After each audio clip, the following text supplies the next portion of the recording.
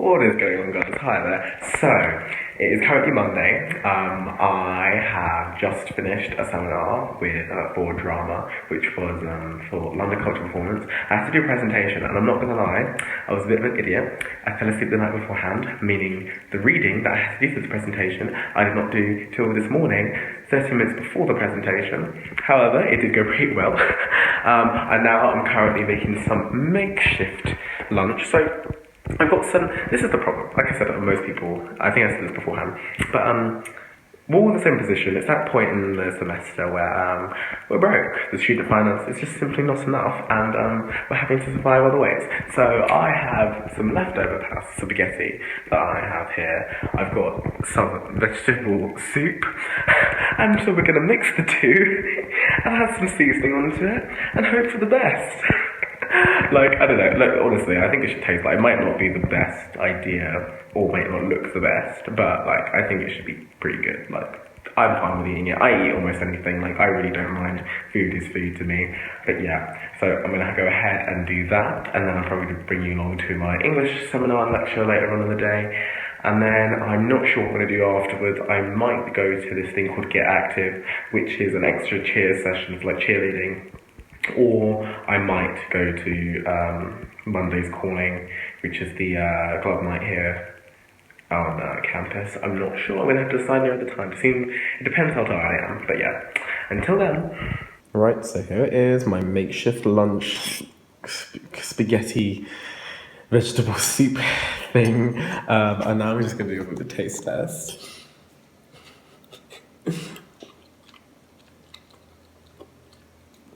Like, it's okay, but I just feel like it's missing something, like, I don't know, meat, or, you know, like fish or something like that. Like, the base of the meal's not there, but, like, it's still good, and I'm still gonna eat it, so, yeah.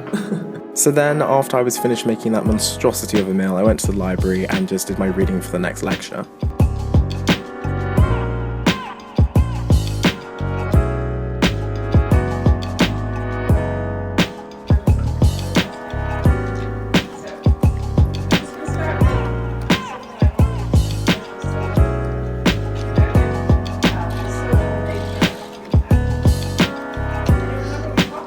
And yes, you are seeing correctly, we were watching a clip from Mean Girls in our English lecture. There is actually significance in why she showed us this clip, and she did explain it very shortly after. So yeah, don't think that we're just like messing about in English.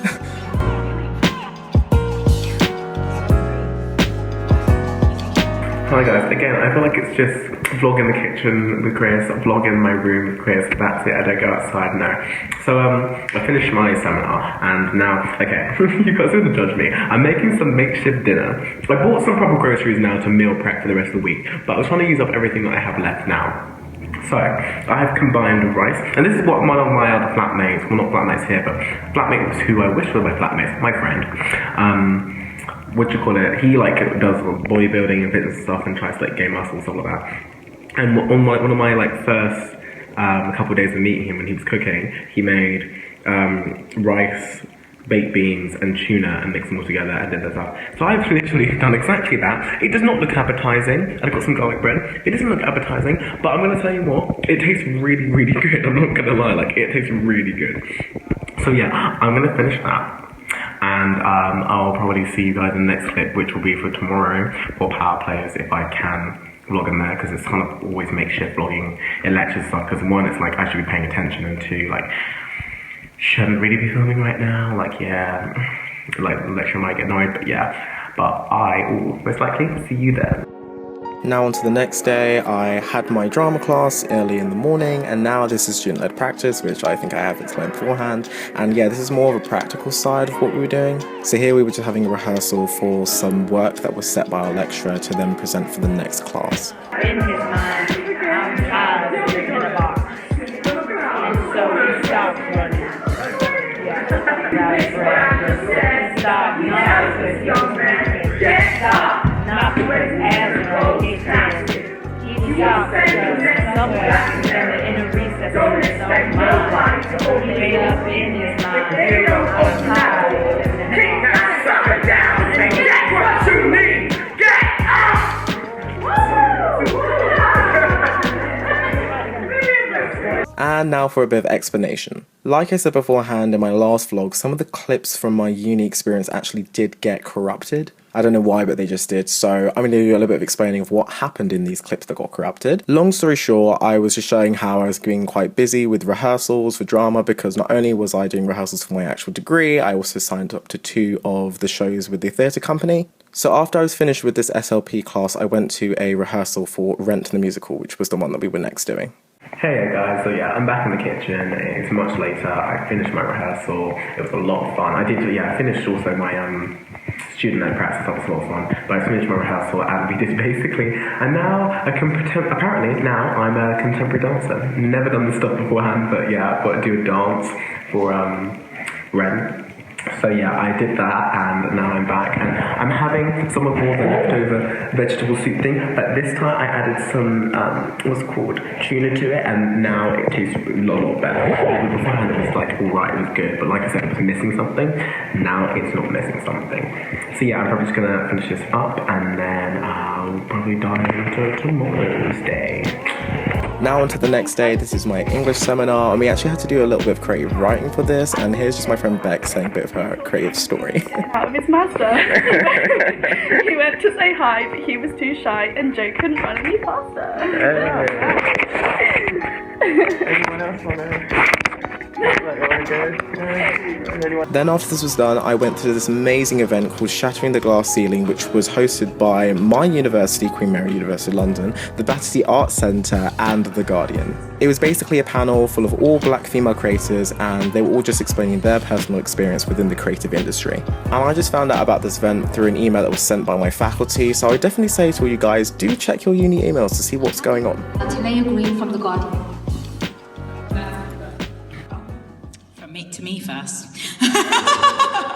My name's Nassie. I'm a producer here at Battersea Arts Centre. Welcome to Battersea Arts if you've never been here before. This event sparked from the show that's currently on at the moment, Queens of Sheba, written by Jessica Hagan, and also directed by Jessica Killisee. Sorry for the Lisa. The show is basically about 4 black women who tell their truths and express, it's all about racism and misogynoir. But Jessica will talk more about that. But yes, so thank you for coming, and I hope you enjoy the panel discussion. Thank you.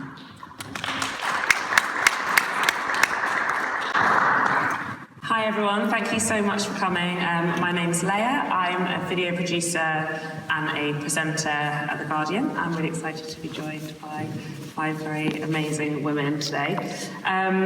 So first of all, I'm going to let the panel introduce themselves. I'm Jessica Hagan, the writer of Queens of Sheba. So I'm a playwright now, a spoken word artist, and I also work as a project manager. Hi guys, my name is Yomi Degoke. I'm co-author of a book called Slaying Your Lane. I'm also a freelance journalist and the woman's columnist at The Guardian. I'm Shola Leje. I worked on the Breakfast Show, Lauren the Breakfast Show at Six Music, and as a producer and also a podcast producer. I'm Nyala Arboin. I'm the lifestyle editor at Gowdam, and I'm a staff writer for Bustle UK.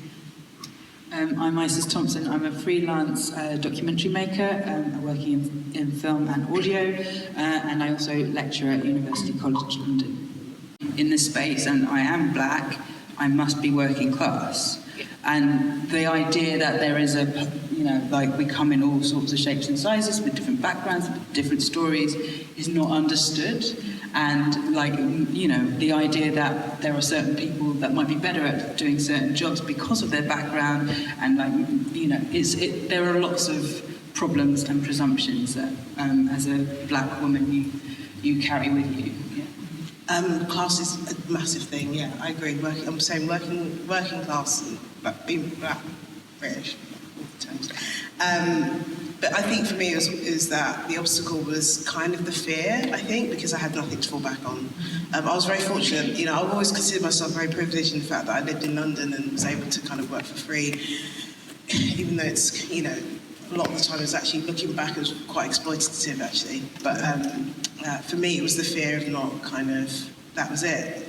I didn't have anything else to fall back on. Couldn't ask myself for money, but working, as you said, nail on the head, working in those cultures where there was and it's not actually that a lot of people's fault, it's just the way it is, really, but it's just, for me, that fear really took over and kind of led me on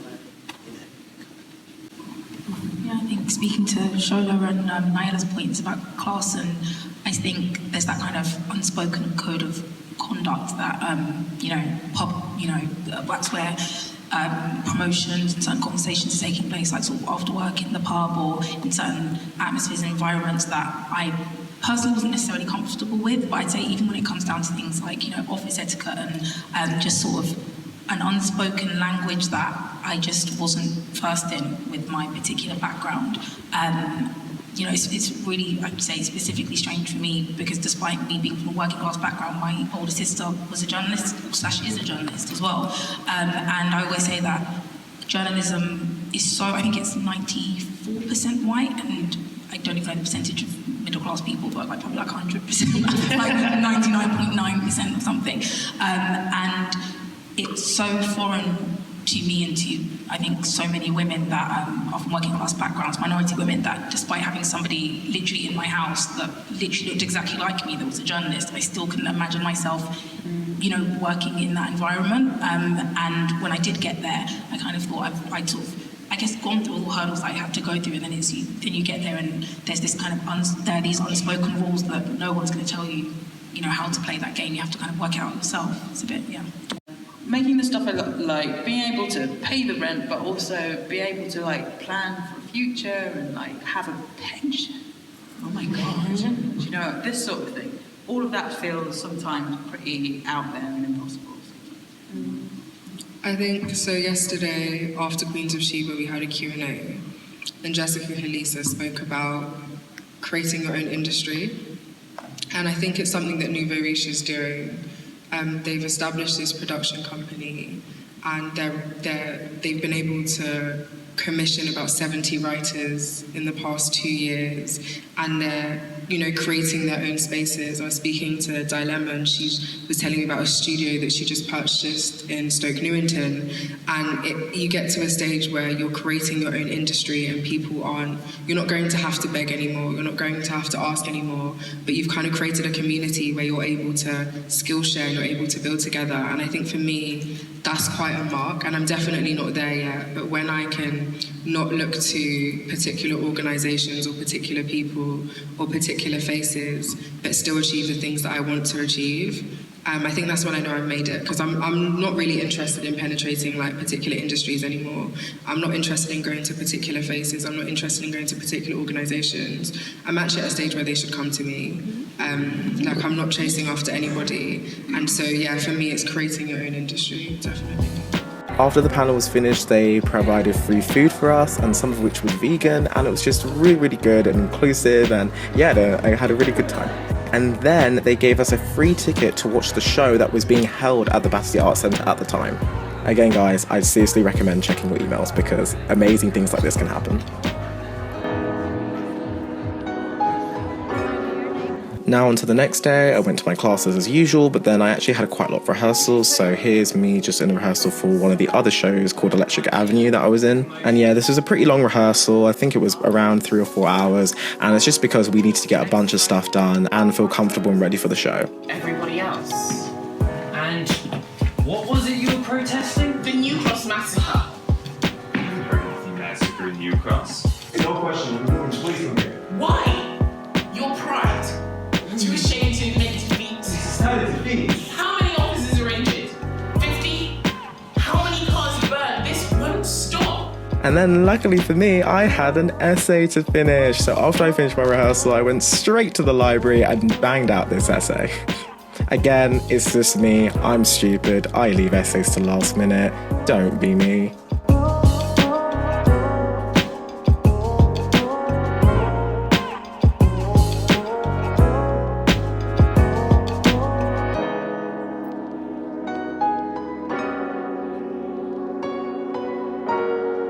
Okay, guys, serious update. I've actually cooked something that's decent and acceptable to the world. At least I think so. Well, I have made pesto pasta with tuna and salad. And you know what? It tastes I mean, all my other stuff tastes good.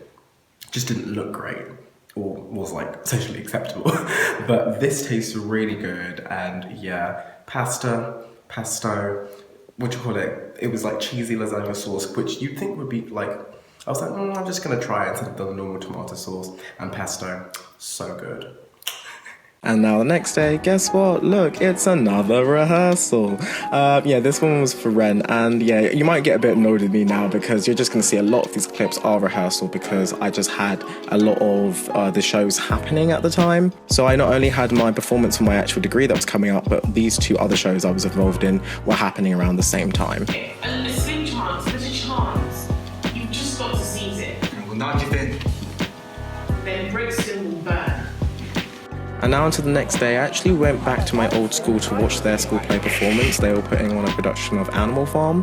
It's kind of a tradition that once you leave school, you come back 1 year afterwards just to watch the school play or things like that. And yeah, they were really, really good.